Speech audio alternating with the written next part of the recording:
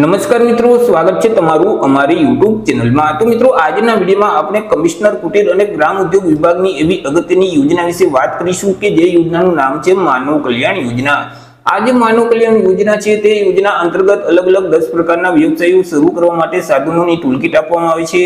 વર્ષ 2025 માટે આ યોજનામાં ઓનલાઈન અરજી ફોર્મ શરૂ કરવામાં આવેલા છે। તો યોજના વિશે તમામ માહિતી એક જ વિડીયોમાં મેળવી લેશું, પરંતુ તે પહેલા વિડીયો ગમે તો લાઈક અને શેર કરી દેજો। ચેનલમાં નવા હોય તો ચેનલને સબસ્ક્રાઇબ કરી દેજો। તો ચાલો મિત્રો, વિડીયોની શરૂઆત કરીએ।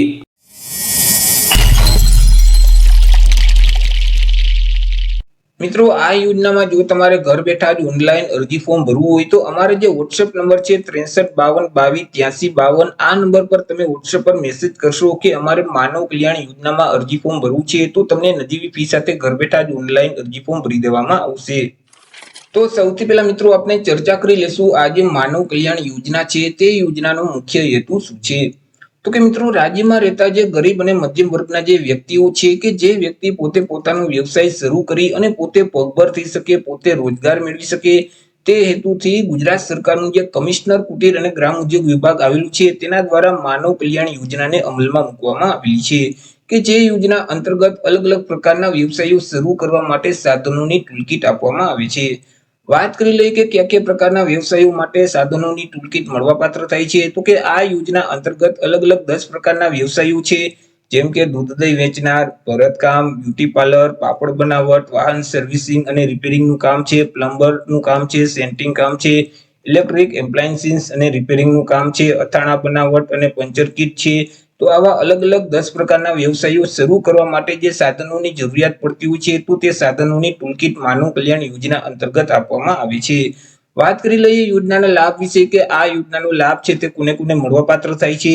તો કે આ યોજનાનો લાભ છે તે રાજ્યના કોઈ પણ વર્ગના અરજદારો એટલે કે વ્યક્તિઓ મેળવી શકે છે। પછી તે કોઈ પણ વર્ગના હોય, SC category, ST category, OBC, EWS કે જનરલ, રાજ્યના કોઈ પણ વર્ગના વ્યક્તિ આ યોજનાનો લાભ છે તે મેળવી શકે છે।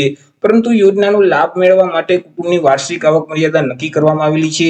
અરજદારના જે કુટુંબની વાર્ષિક આવક છે તે રૂપિયા 6 લાખ કે તેના કરતા ઓછી હોવી જોઈએ। જો રૂપિયા 6 લાખ કરતા વધારે વાર્ષિક આવક હશે ત્યારે આ યોજનાનો લાભ છે તે મળવાપાત્ર થતો નથી।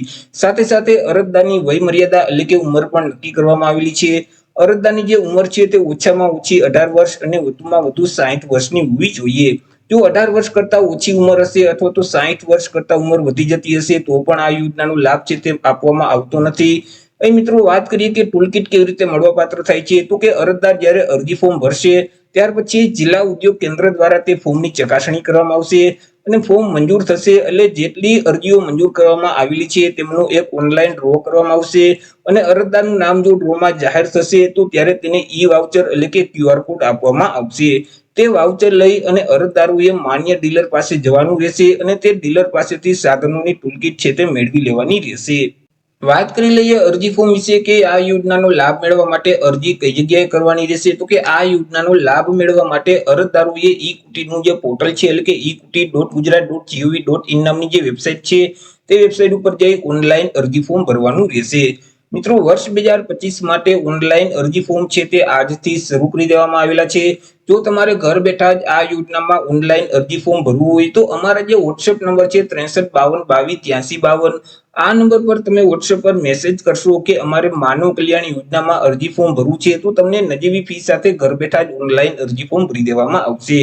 ડોક્યુમેન્ટ વિશે વાત કરીએ કે અરજી ફોર્મ ભરવા માટે કયા કયા ડોક્યુમેન્ટની જરૂર પડશે। તો કે અરજદારનું આધાર કાર્ડ છે, રેશન કાર્ડ છે, ઈ-શ્રમ કાર્ડ છે, ઉંમરના પુરાવા તરીકે કોઈ પણ એક ડોક્યુમેન્ટ આપવાનું રહેશે, જેમ કે જન્મ તારીખનો દાખલો છે અથવા તો શાળા છોડ્યાનું પ્રમાણપત્ર છે। બંનેમાંથી કોઈ પણ એક ડોક્યુમેન્ટ ઉંમરના પુરાવા તરીકે આપવાનું રહેશે। વાર્ષિક આવકનો દાખલો છે, જાતિનો દાખલો છે અને સેલ્ફ ડિક્લેરેશન ફોર્મ એટલે કે સ્વ ઘોષણા પ્રમાણપત્ર છે। તો અરજી ફોર્મ ભરતી વખતે તમારે આટલા ડોક્યુમેન્ટ અપલોડ કરવાના થશે। તો એ રીતે મિત્રો, જે માનવ કલ્યાણ યોજના છે તે યોજના અંતર્ગત અલગ અલગ પ્રકારના વ્યવસાયો શરૂ કરવા માટે સાધનોની ટૂલકીટ આપવામાં આવે છે। તો આશા રાખું છું વિડીયો પસંદ પડ્યો હશે। વિડીયો પસંદ પડ્યો હોય તો લાઈક અને શેર કરી દેજો। ચેનલમાં નવા હોય તો ચેનલને સબસ્ક્રાઇબ કરી દેજો। ફરી મળીશું એક નવા ટોપિક સાથે એક નવા વિડીયોમાં। ત્યાં સુધી જય હિન્દ, વંદે માતરમ।